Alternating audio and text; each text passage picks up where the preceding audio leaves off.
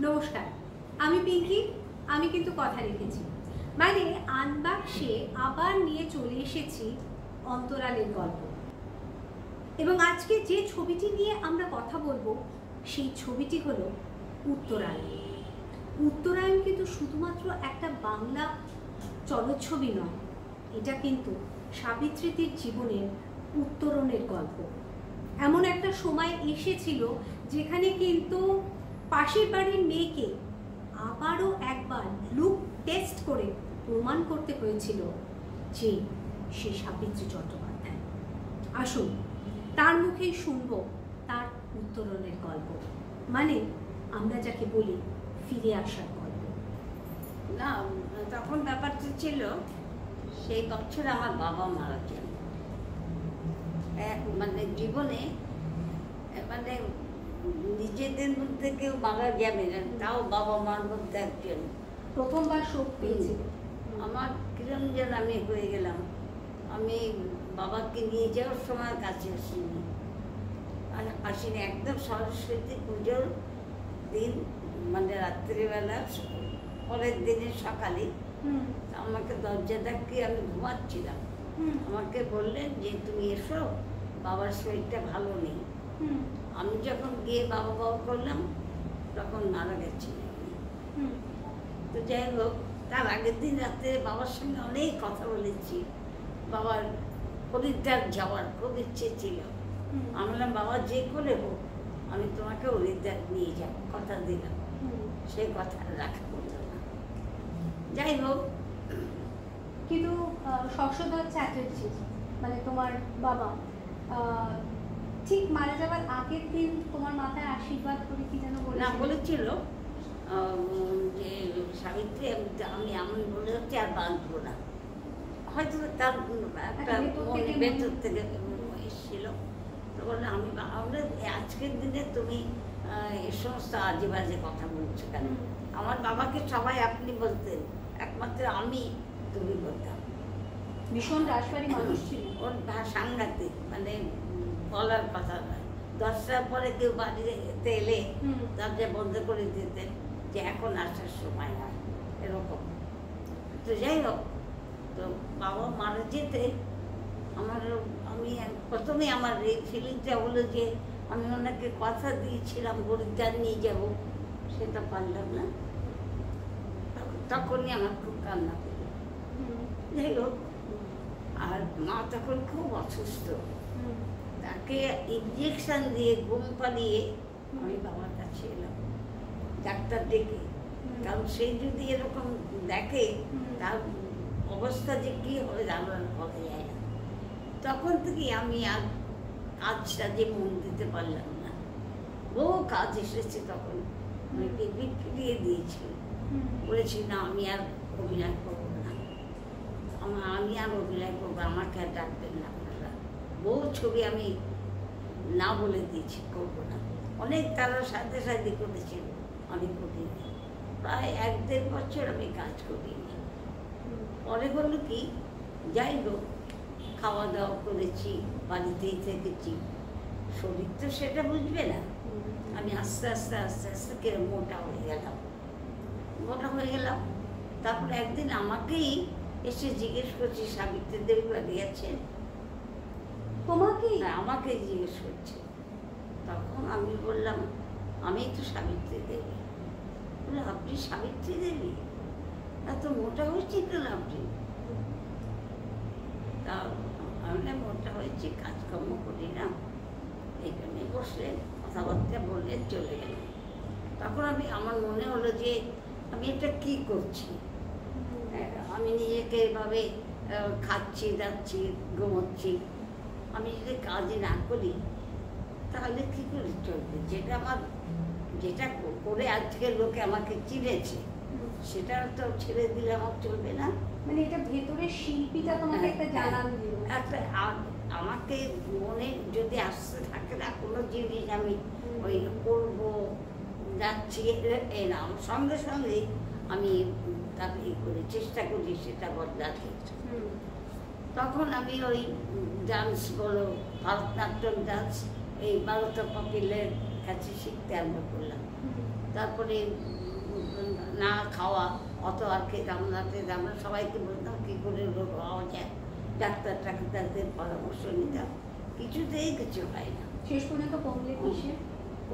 শেষ পর্যন্ত বললাম যে আমাদের বাড়ির রাস্তা দিয়ে, বড় রাস্তার পাশেই আমাদের বাড়ি, তা আমি দেখতাম 3-4 জন মানুষ লাঠি টাঠি নিয়ে, কেউ লাঠি নিয়েছে, কেউ পিয়ান নিয়ে, 4 জন ছেলে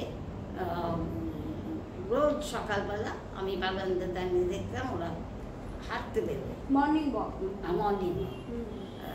তখন অত ভালো জানিও না যে ওই নিয়ে হলে পরে সদ্য আমরা গেছি বাড়ি করে। তখন একদিন আমি ওদের সামনে গিয়ে দাঁড়িয়েছিলাম ভেতরে, দরজাটা খুলে রাস্তায় গেলাম, গিয়ে বললাম যে দাদা আপনারা কি মর্নিং ওয়াক করছেন? বলে হ্যাঁ আমরা করছি, দেখুন আমাদের তো বয়স হয়ে গেছে, এখন একটু হাঁটা চলা না করলে আমাদের শরীর আর থাকবে না, আমি যদি আপনাদের সঙ্গে যাই কেমন হয়? বলে আপনি যাবেন? আমাকে একবার আপাত মস্তক দেখে নিল, বলে সে খুব ভালো হয়। মানে মর্নিং ওয়াক তার মর্নিং ইন্সপিরেশন হয়ে গেল। হ্যাঁ যাই হোক, সেটা বলতে পারবো না। তো আমাকে বললাম হ্যাঁ আপনি আমরা এখানে লাঠি দিয়ে আমি একটু টুকটুক করবে, আমি আমার বারান্দা থেকে পোস্টটা দেখা যায়। আর না না, অ্যাকচুয়ালি আমি বলছি সাবিত্রীদির অত্যন্ত সজাগ ঘুম, মানে ঘুমের মধ্যে একটা যদি মানে একটু জানলাও যদি একটু বাতাসে একটু বেশি ঠকঠক করে সঙ্গে সঙ্গে ঘুম ভেঙে যায়, তাই না? না যাই হোক, এর জন্য হয়তো বাড়িতে চুরি হয় না, চোরেরা জানে যে ওনার খুব কাঁচা ঘুম। যাই হোক, কোনো সেটা কথা নয়। আমি ওরা রাজি হয়ে গেল এবং পরদিন দেখলাম ঠিক 4 জনই এলো, টুকটুক করলো, আমি তত্তর করে নিচে নিয়ে গেলাম। এই করে ওদের সঙ্গে রোজ মর্নিং ওয়াক করতাম। মর্নিং ওয়াক করেই এর আগে আমি অনেক কিছু চেষ্টা করেছি, পার্ক হোটেলে তোমার ওখানে জিমে ভর্তি হয়েছি, এবং জিমে বললে তুমি ওখানে ভর্তি হও, ওখানে খুব ভালো হয়ে আছে, সে নানান রকম বেলচিন সব করেছি, চোলা ভাত দিয়েছি, কিছুতে হয় না। একটা হচ্ছে মর্নিং ওয়াকে যে জয়েন করলাম, 1 মাস হাঁটার পর আমি অনেক রোগা হয়ে গেলাম। এক মাস আমি খাইনি, ভাত রুটি কিচ্ছু খাইনি, শুধু রাত্রিরে একটু চিকেন স্যুপ। না, চিকেন আমি তখন খেতাম না, জাস্ট একটু তরল পদার্থ কিছু খেয়ে শুয়ে পড়তাম, 1 ফোঁটা কমে। কিন্তু ওই যে হাঁটলাম 1 মাস পরে দেখলাম যে আমার এমনিতেও শরীর ভালো লাগছে আর অনেক রোগা হয়ে গেছে, কমে গেছে। তারপর আমার তো মনে আর আমি হাঁটা ছাড়ি, বাবা আর ছাড়বো না। আমি তো ক্রমশ হেঁটে হেঁটে যাচ্ছি, আর মন রোগা হয়ে গেলাম যে আর আমার কাছে কেউ আসেও না, ওই মানে প্রডিউসাররা আর কেউ আসে না, এত লোক ফিরিয়ে দিয়েছি আমি। এবং ইন্ডাস্ট্রিতে তো এটা রোটে যায় যে উনি মোটা হয়ে গেছে, ওকে নেওয়ার চলবে না, হিরোইন চলবে না। আর তখন আমার বেশ ভালো সময়, আমার কাছে আর প্রডিউসাররা আসে না। তখন বললাম এই জন্যই তো আমি কীভাবে তাদের না বলে দিয়েছি, এ করেছি, এটা আমার ঠিক হয়নি। আমি তখন তার ডেকে তো আনতে পারি না, প্রডিউসার ডেকে আনা সেটা আমার সম্ভব নয়। তখন যাই হোক, ওই করেই আমি ওই হাঁটতে, বৃষ্টি হোক বাদল হোক যাই হোক, আমি কতদিন রাস্তায় করে গেছি পা পিছলে, সেই অবস্থা আমি গেছি। হ্যাঁ, ওই সেই অবস্থা আমি গেছি। ওরা একবার ওই তারাতলার ওই দিকে গিয়ে তারপরে বাড়ি চলে যেতাম, আমি আরেকবার যেতাম, বাড়িতে ফিরে আরেকবার যেতাম। একটা প্রস্তুতির সময় তখন উত্তরায়ণটাও কথা হচ্ছে না, কথা হচ্ছে উত্তরায়ণ তখন অন্য অন্য আর্টিস্টের কাছে গেছে, আমার কাছে ভয় আসেনি। হ্যাঁ না, ওর কাছে যেও না, ও এখন করছে না, এরকম ব্যাপার। তো হঠাৎ করে একদিন অগ্রদূত সে আমাকে ফোন করলো যে সাবিত্রী তুমি কি ফাঁকা আছো, তুমি কি আবার কাজ করছো? তখন আমি তো বলা এই মৌকা, তখন আমি বললাম ঠিক করেছি, কাজ করবো, এই ব্যাপার। তখন পরের দিনে ওনারা এলেন, এসে আমার সঙ্গে সাইন করলো। এই আমার আবার কাম ব্যাক। তবে ওরা টেস্ট নিয়েছিল একটা ছবি করে যে বড্ড রোগা হয়ে, আমার মোটার জন্য রোগা হলাম, আবার রোগা হয়েছি বলে টেস্ট দিতে হবে। ছবি তুলে বলো না। কিন্তু উত্তরায়ণে কিন্তু নায়িকার ভূমিকায় তুমি নও, না পার্শ্ব চরিত্র। হ্যাঁ, এবং চরিত্রটা এত সুন্দর ছিল যে বলার কথা না।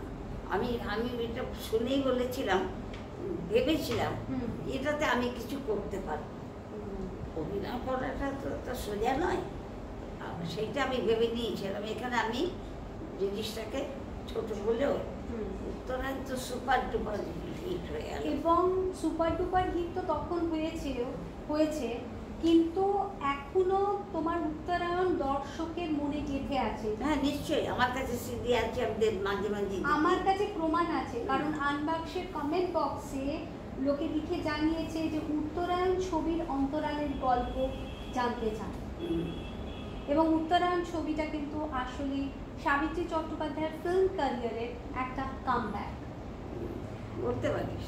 এবং উত্তরায়ণ গল্পটা আমি আপনাদের একটু স্বল্প পরিসরে বলি, কারণ অনেক সময় স্মৃতি তো একটু ঝাপসা হয়ে যায়। উত্তরায়ণ ছবিতে মূলত উত্তম বাবুর ছিল ডাবল রোল, দ্বৈত চরিত্র অভিনয় করেছেন। একটি চরিত্র যিনি যুদ্ধক্ষেত্রে যান এবং সেখানে মারা যান, কিন্তু মানে আমার স্বামী সাবিত্রীর স্বামীর ভূমিকায় যে উত্তম কুমার অভিনয় করেছিলেন, তিনি যুদ্ধক্ষেত্রে গেছেন, তিনি ছিলেন সৈনিক এবং তিনি যুদ্ধক্ষেত্রে মারা যান। কিন্তু কি অদ্ভুত বলুন, সবাই ধরে নিয়েছে মারা গেছে, কিন্তু ওনার মতোই দেখতে আরেকজন একদম যাকে লুকা লাইক বলে, তার সাথে দেখা হয় এবং উনি মৃত সৈনিকের মৃত্যু সংবাদটা দিতে আসেন সাবিত্রী দিদির বাড়িতে। কারণ উনি মরার সময় অনুরোধ করে গেছিলেন যে আমার বাড়িতে তোমরা একটা খবর দিও, আমার বউ আছে, আমার মা আছেন, আর সেই দিন উনি এসছেন এখানে খবর দিতে। আর এদিকে সবাই তো ওকে দেখে, আর প্রতিবেশীরা, আমি গেছিলাম মন্দিরে পুজো দিতে, সেখান থেকে আমাকে টানতে টানতে বলে দেখ কি ফিরে এসেছি। আমিও সেই দেখে একদম অবাক হয়ে গেলাম। সে আগে ও খালি বোঝাতে চেষ্টা করছে যে আমি নই, আমি খবর দিতে এসে কে শুনে আর কথা বাড়িতে নিয়ে এসেছি। আর মা তো দেখে একবারে জড়িয়ে জড়িয়ে সে ও আর কিছু বলতেই পারছে না। রাত্রিরে আমাকে সাজিয়ে গুজিয়ে, সব মেয়েরা সাজিয়ে গুজিয়ে না ফুলসজ্জা হবে নতুন করে, তখন আমাকে বিছানায় ও তো চুপ করে একবারে এ করে চোখ বন্ধ করে শুয়ে আছে, দরজা বন্ধ করে দিয়েছি। তারপরে আমি আস্তে আস্তে আরেক দিকে শোবো বলে কবে গিয়ে ওর দিকে তাকিয়ে আছি। তাকিয়ে হঠাৎ উঠে পড়ে বলছি, এ তো সে, তুমি তো সে নাও। একমাত্র বউ চিনতে পেরেছে, বউ চিনতে পেরেছে, আমার স্বামী নাই, তুমি তো সে নাও। তখন উত্তম কুমার আমাকে বুঝিয়ে বললো ঘটনাটা। ও যুদ্ধে গেছিল, যুদ্ধে মারা গেছে, মরবার সময় অনুরোধ করেছিল যে আমার মাকে আর বউকে খবরটা দিতে, সেই খবরটাই দিতে এসেছিল। তখন একটা ইয়ে হলো, ও একটা বললো এ দেখুন যা হওয়ার হয়ে গেছে, কিন্তু মা একেবারে মরে যাবে এই কথা শুনলে। তো আমরা দুজনে যদি না বলি, আমি স্ত্রী হয়ে যদি কিছুটা দিনে উনি আর বাঁচবেন না বেশি দিন, আমরা আপনি ফিরে এসেছেন, এটা যদি এটাই যদি প্রমাণ করা যায়, এটাই কিন্তু আমরা জানবো যে আমরা স্বামী স্ত্রী। যেখানে তোমরা ঘরের মধ্যে একে অপরকে বোঝাচ্ছ যে মায়ের মুখের দিকে তাকিয়ে কিছুতেই সত্যি কথাটা বলা যাবে না, ততদিন আমরা না হয় স্বামী স্ত্রী সেজেই থাকি। মানে এখন ওই সিনটার কথা বললে মানে আমাদের গায়ে কাটা দেয় সত্যি সত্যি। তখনকার বই আর তখনকার লেখা ডিরেকশন অসাধারণ। আচ্ছা, অগ্রদূতের সাথে তো বহু ছবি করছো, ডিরেক্টর অগ্রদূত বলাই যেতে পারে আমাদের বাংলা ছায়াছবির জগতে একজন মানে দেদীপ্যমান ডিরেক্টর। না, ওদের ঘরের ছবি করা মানে ভাগ্যের কথা। মানে সেই রকম সেই সময় মানে উনি যদি কোনো কাউকে সিলেক্ট করতেন তাহলে সে রীতিমতো ভাগ্যবান বা ভাগ্যবতী। এমপি স্টুডিওর ডিরেক্টর, এমপি যখন ভাগ হয়ে গেল, উঠে গেল, তখন এরা বেরিয়ে গেল। ওনারা একটা গোষ্ঠী ফর্ম করেছিলেন, যাকে বলা হতো অগ্রদূত গোষ্ঠী। অগ্রদূত গোষ্ঠী এমপিতে কাজ করতো। এমপি স্টুডিও একবারে সবচেয়ে ভালো স্টুডিও ছিল ওই দক্ষিণেশ্বর যাওয়ার পথে। বিশাল বড়, বিশাল বড়, এবং তার সিস্টেম এগুলি এত সুন্দর। তোমাকে কেউ খাবার কথা বলে একদম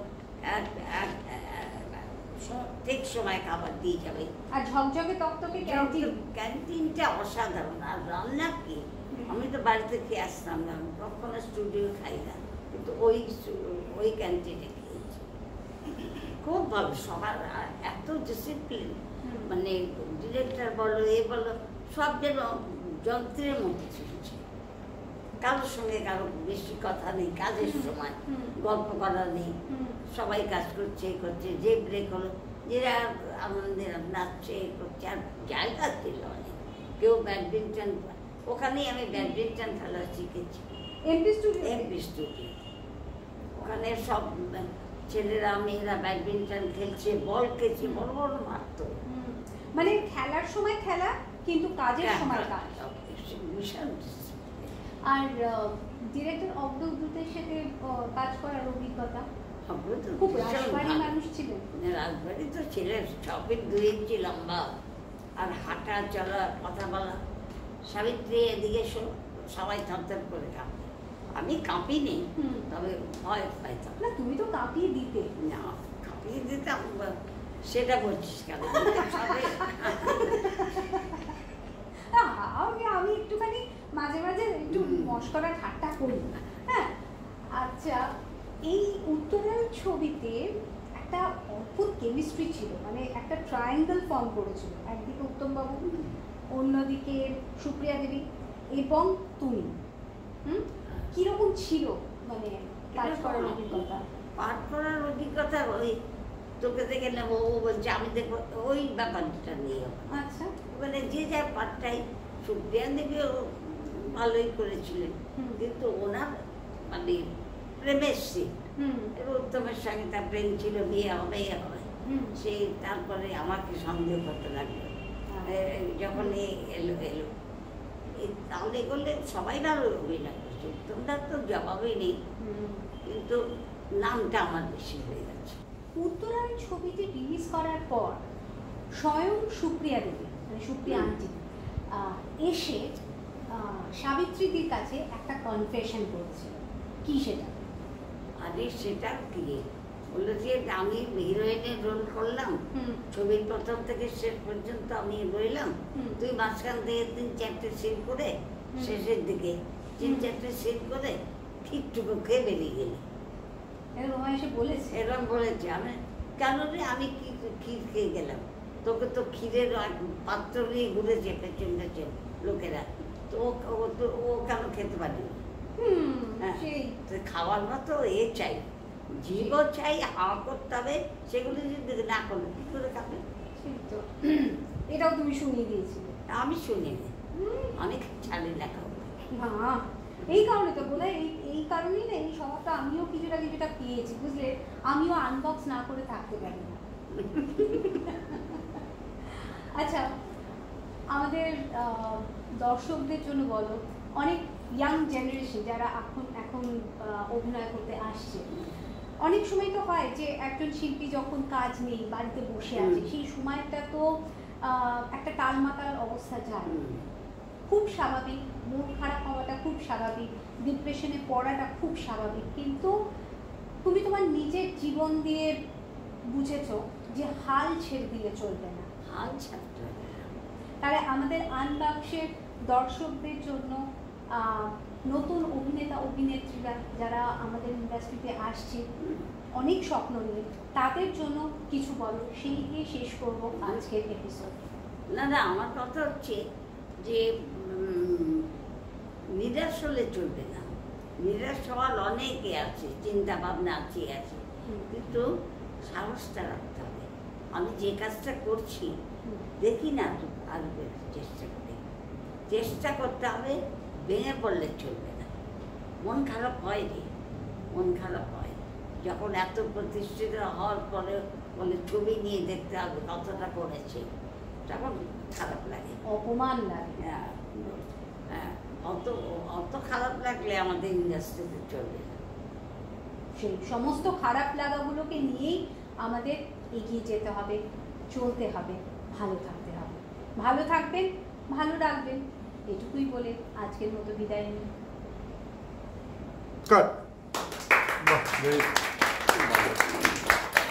সব হাততালি নিয়ে তুমি এখানে কিছু বলবে? আমি কেটে দেবো কিন্তু মোবাইলটা।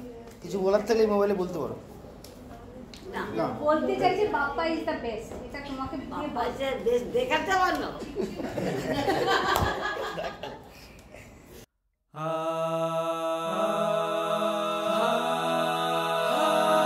স্মৃতিগুলো আসছে ফিরে, ইচ্ছেগুলো পাচ্ছে ভাষা।